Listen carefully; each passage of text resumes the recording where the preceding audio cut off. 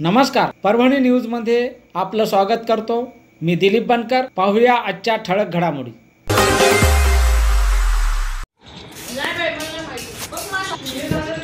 परभणी न्यायालयीन सेवानिवृत्त कर्मचारी हिंगोली व परभणी यांच्या वतीने पूरग्रस्तांसाठी मुख्यमंत्री सहायता निधीसाठी 1,42,128 रुपयाचा धनाकर्ष माननीय जिल्हाधिकारी परभणी यांच्यामार्फत मुख्यमंत्री सहायता निधीस देण्यात आला।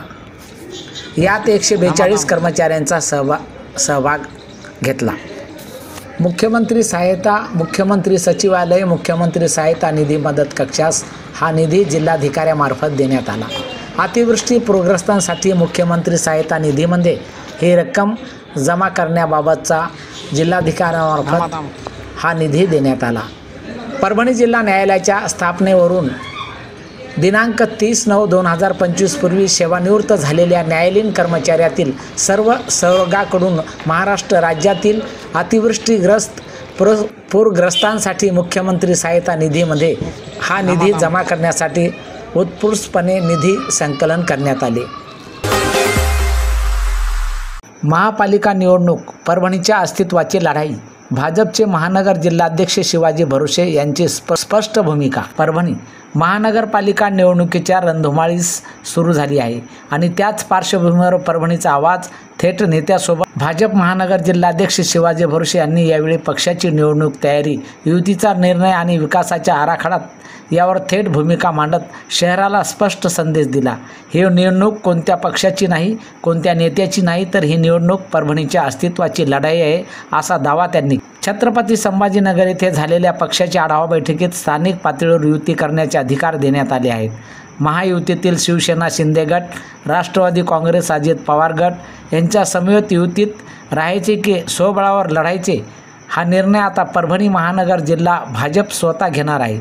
आमची स्वबळावर लढण्याची तयारी आहे, मात्र परभणीचा विकासासाठी समविचारी पक्ष सोबत येत असतील तर दार खुले आहेत।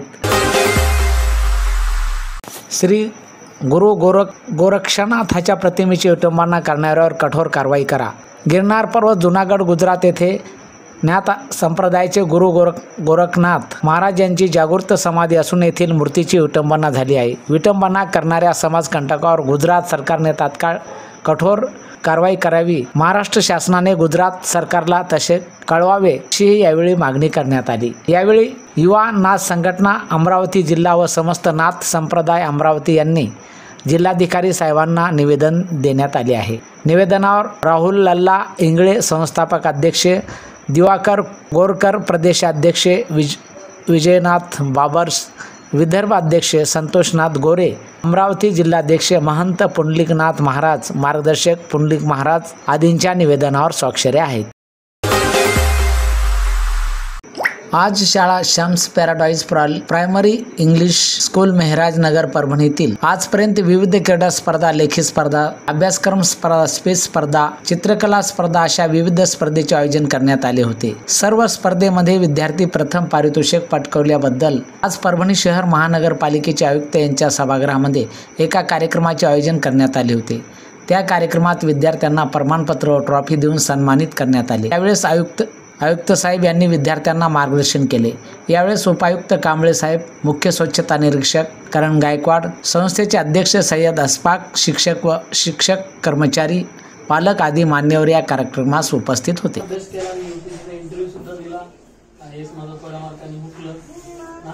मी आता राजकीय स्टेट सर्व्हिसमध्ये टॉपच्या पोस्टला आहे।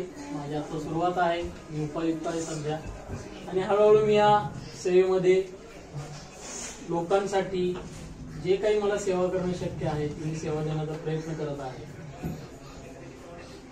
जेव्हा मी अभ्यास करायचो त्यावेळी मला ह्या गोष्टी समजल्या की लहानपणी जे आपल्यावर लहान असताना कोवळ्या मनावर जे काही मूल्य रुजवली जातात, या वेगवेगळ्या स्पर्धांमधलं आयोजन असतं, तेव्हा आपल्याला जाणवत नाही की तेव्हा भाषणावेळी आपण जी काही तयारी केलेली असते ती पुढे जाऊन कोणत्या गोष्टीत रूपांतरित होईल।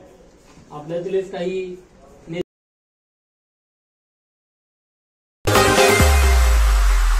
राहुल नगरात वर्षावास समारोप संपन्न।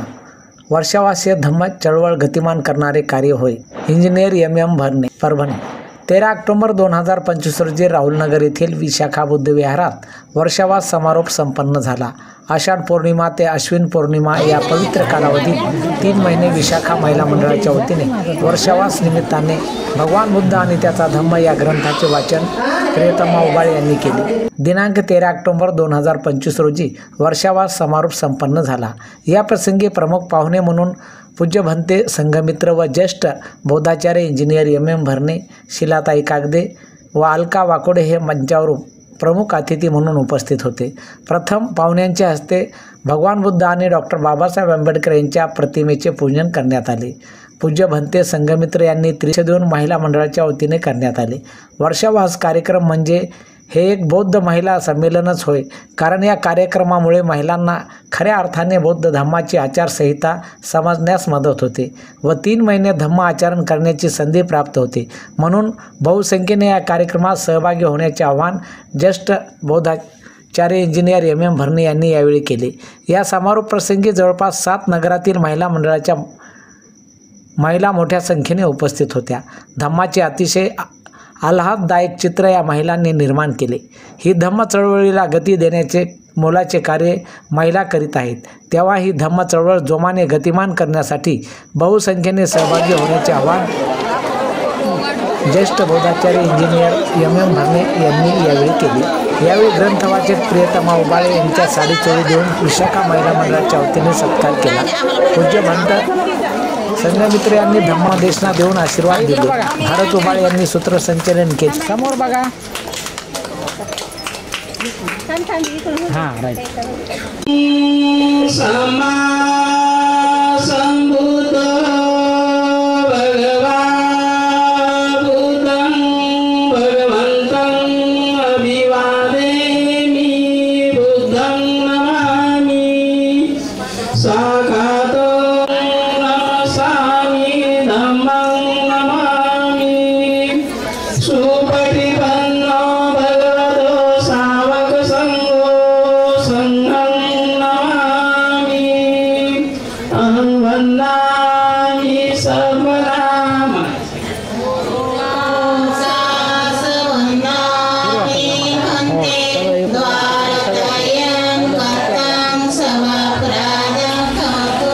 आणि याचबरोबर हे बातमीपत्र संपलं. पुन्हा भेटूया पुढील बातमीपत्रात. शहरातील ताज्या घडामोडी जाणून घेण्यासाठी पाहत रहा परभणी न्यूज.